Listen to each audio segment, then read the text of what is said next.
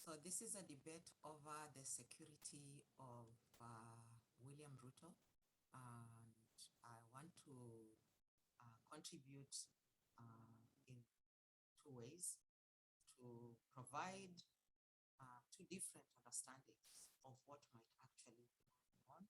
I term the first as, and that which is actually dominating the discussion, the discourse, and media commentaries, and that has to do with withdrawal of the security for William Ruto and the replacement, actually. So because it wasn't really withdrawn, he just had a replacement, which can be seen as one of a measure, even though not directly implicating Uhuru Kenyatta, but because the officers involved in the exchange of his security, which amounts to a downgrade, are allied with Uhuru Kenyatta. So I want you to think of what has happened in that case as a way to actually have the incumbent in the presidency, that is Uhuru Kenyatta, demonstrate to William Ruto, who has thus far, in a way, demonstrated that there is nothing much that Uhuru Kenyatta can do to him in terms of his being in government, because he says he's not going to resign.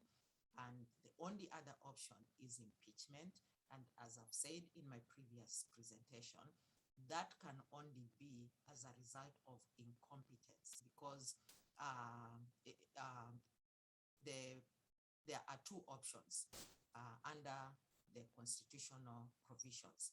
Either he's incompetent because he is incapacitated, or he's incompetent because he has been found to have violated particular laws. So one would be maybe being found to have engaged in unethical behavior or have committed crimes related to maybe financial or even crimes related to other kind of laws that have been broken.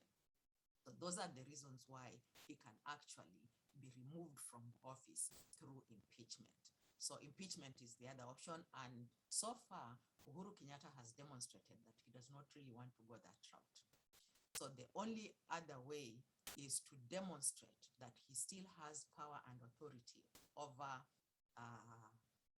William Ruto by taking advantage of whatever resources he has to actually show that he still has power.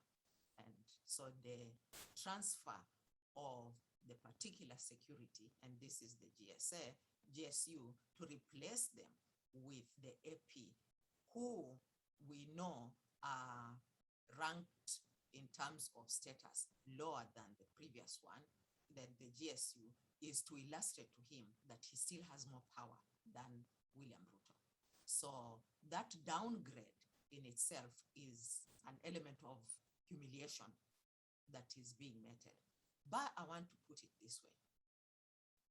There are other ways that Uhuru Kenyatta could actually achieve the same goal of demonstrating to William Ruto that he is more powerful, other than downgrading his security. But I also want to let my audience know that the fact that you are replacing GSU with AP does not necessarily mean that it is a downgrade. If both of these outfits, security outfits, the individuals in those spaces have the skills to actually protect someone.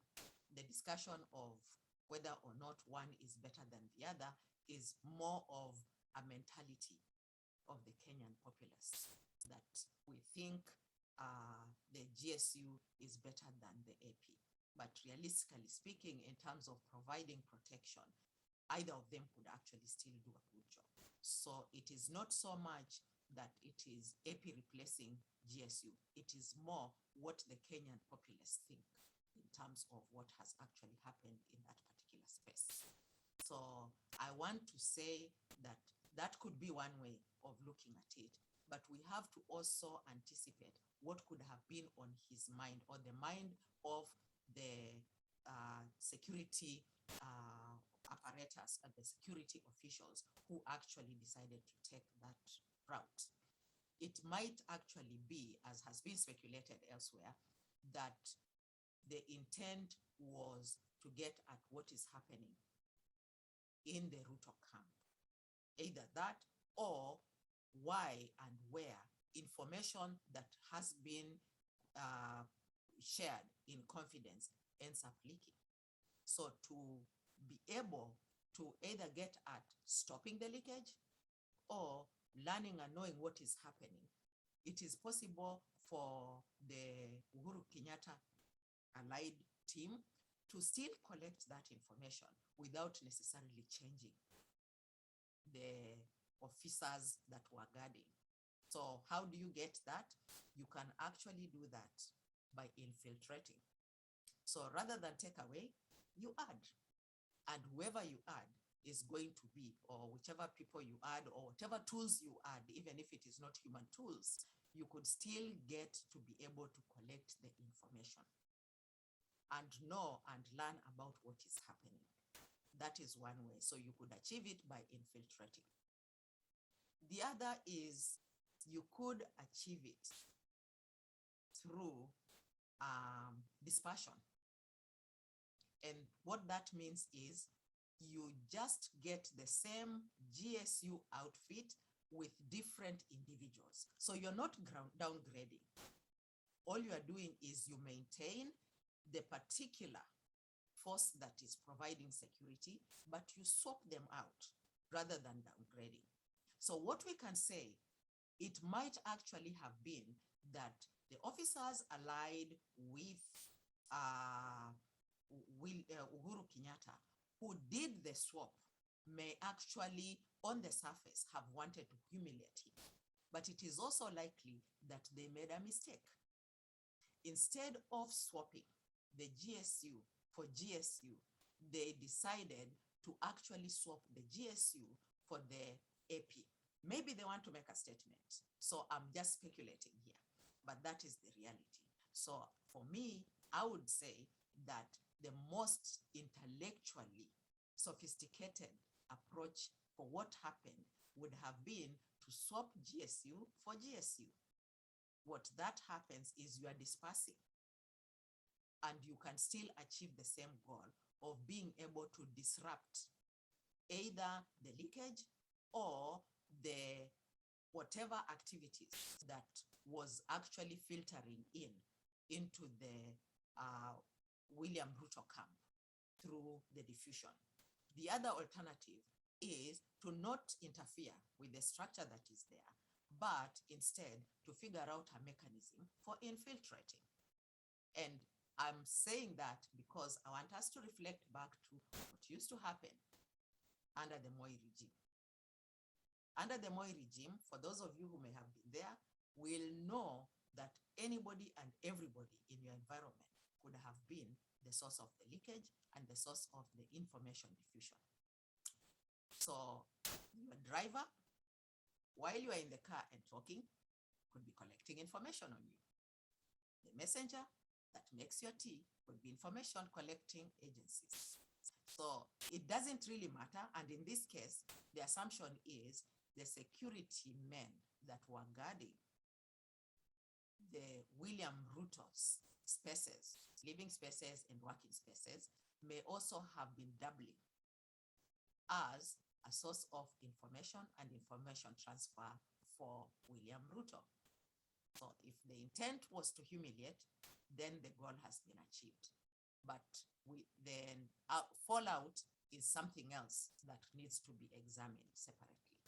But if the intent was to stop the leakage or to disrupt the flow of information, then those two options would have been perhaps the best options for the individuals involved to have pursued. You either infiltrate using whatever mechanisms, or you disrupt by bringing in a swap of the same people in terms of where they're operating from. Because at this moment, the debate has been trivialized to looking at GSU and AP as institutions that have different weight and different status in the country, which I think is in itself problematic, because these are spaces where Kenyans are working and Kenyans who actually should be recognized as individuals who have a role to play in our community and therefore be accorded the respect they deserve, irrespective of whether they are APs or GSUs. Thanks a lot for listening. Thank you. Bye.